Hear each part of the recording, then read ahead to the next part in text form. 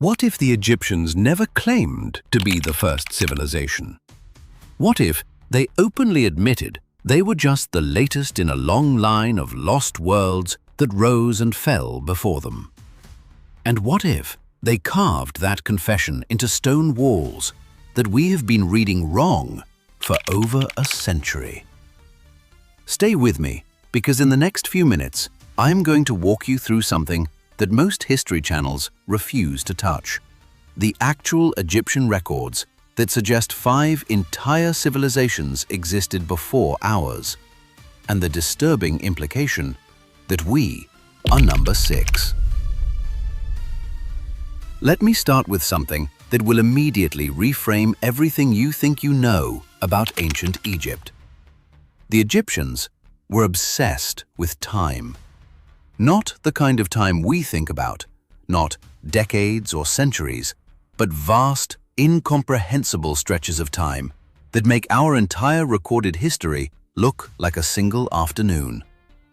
And buried within their records, their official state documents, carved into temple walls and inscribed on royal papyrus, is a timeline that begins tens of thousands of years before the first pharaoh ever sat on a throne. This is not fringe theory. This is what the texts actually say. And the closer scholars look, the more unsettling the picture becomes. Here is where it starts. Deep inside the temple complexes at Edfu and Dendera, archaeologists and translators found a recurring phrase that keeps appearing across centuries of Egyptian writing. The phrase translates roughly as the first occasion or the first time. In ancient Egyptian, it is called Zep Tepi. And here is the thing about Zep Tepi that most people miss. The Egyptians did not describe it as mythology, they described it as history. There is a meaningful difference there, and it changes everything. The texts are remarkably specific. They describe a primeval island that rose from the floodwaters. On this island, divine beings established laws, built temples, and organized the foundations of what we would recognize as civilization. Then came a catastrophe. The water rose again, the world was swept clean, and what survived was preserved, passed forward, rebuilt by those who came after. Now picture a geologist studying rock layers. Each layer tells the story of a different era. The Egyptians were doing the same thing with time, except their layers were ages of civilization rather than sediment. And they believed there were at least 5 of these layers beneath their own. This is where one specific artifact becomes absolutely crucial to understand. In 1866, a damaged slab of dark stone was pulled from the ruins of Memphis. It ended up in a museum in Palermo, Sicily, which is why scholars call it the Palermo Stone. Most people have never heard of it.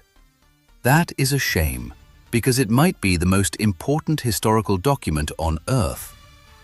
The Palermo Stone is an official royal chronicle. It was carved during the Old Kingdom period, and it records the deeds, the flood levels, the festivals, and the reign lengths of Egyptian kings in meticulous bureaucratic detail. But here is what makes it extraordinary. The very first register at the top of the stone does not begin with Pharaoh Menes or any human king at all. It begins with beings the scribes called gods. Their reign lengths are not measured in years the way a normal king's tenure would be.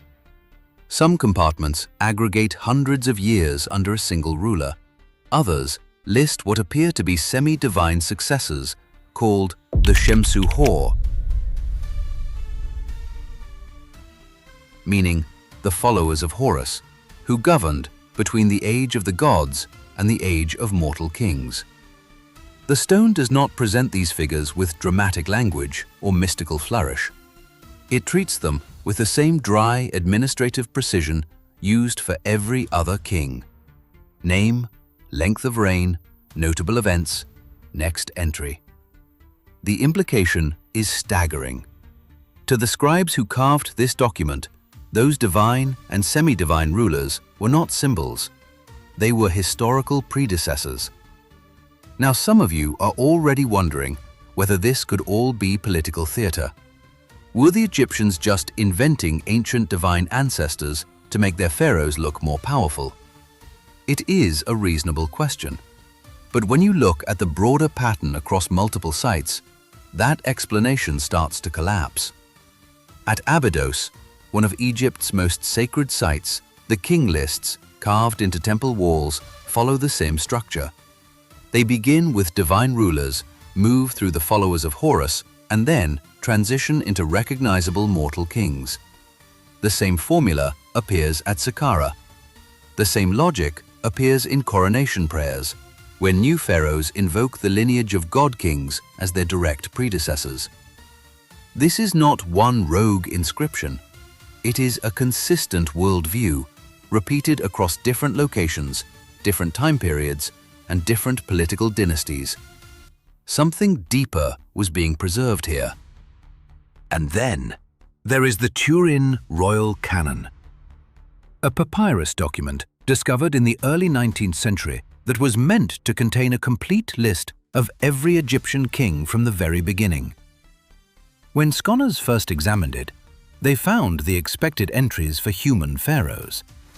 But at the top of the document, where the oldest records should appear, something troubling emerged. Recent multispectral imaging analysis revealed evidence of what looks like deliberate editing. Sections of the pre-dynastic columns appear to have been over-inked and scraped. Entries that were once visible have been partially obscured. In some places, abrupt changes in handwriting suggest multiple scribes worked on harmonizing a record that was not naturally harmonious.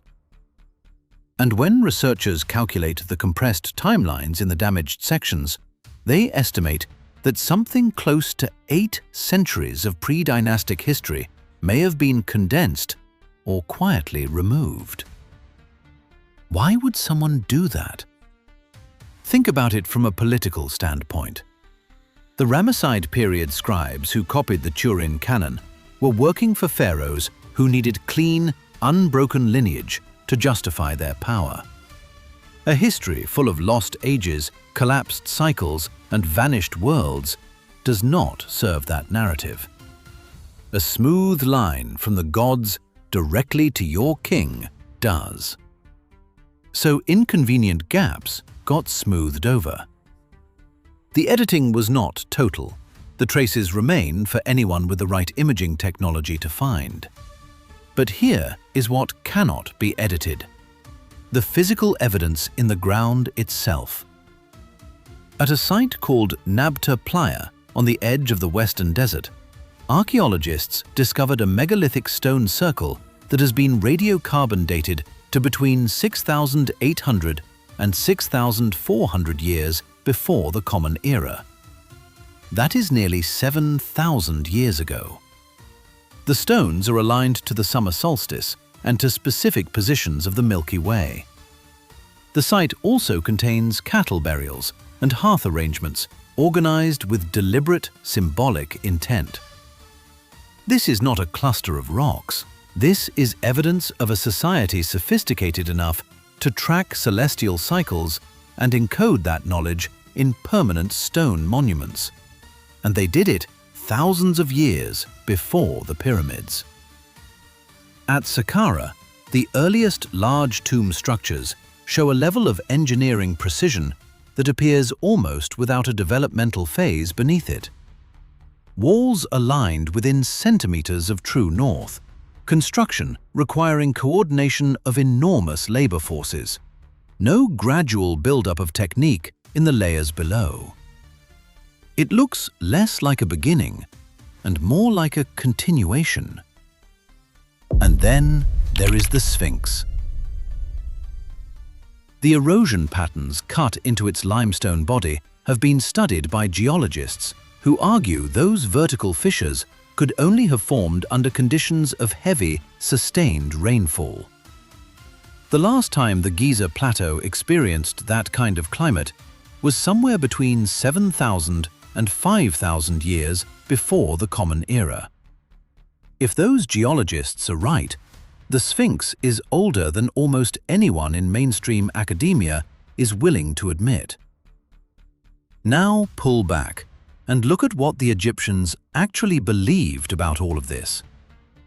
In the crypts at Dendera, the inscriptions describe time not as a straight line, but as a wheel.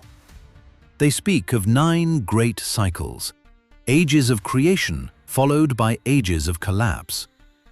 In their cosmology, they counted themselves as living in the 6th age.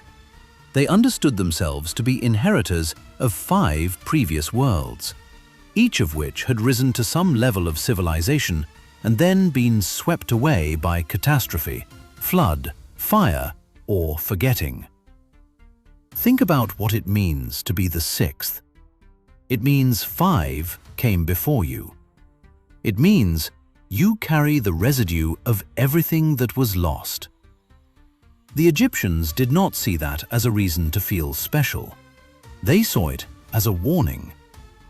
They maintained complex rituals specifically designed to sustain cosmic order, because they genuinely feared that their own age could end the same way the others did. The Book of the Heavenly Cow, found inscribed inside royal tombs, describes an event when humanity came to the very edge of total annihilation. The memory of that near extinction shaped everything about how Egyptian civilization organized itself. So here is the question that should be keeping you up at night. If the Egyptians were right, and history truly does move in cycles of rise and collapse, and if we are, in fact, living through the 6th age they warned about, what does the end of a cycle look like from the inside? Does it feel like collapse? Or does it feel like ordinary life? Because everyone who lived through the previous 5 endings thought their world was permanent too. The stones are still here. The records are still here. Damaged, edited, partially erased, but still speaking. The Egyptians left every clue they could. They carved it into limestone. They stamped it into papyrus.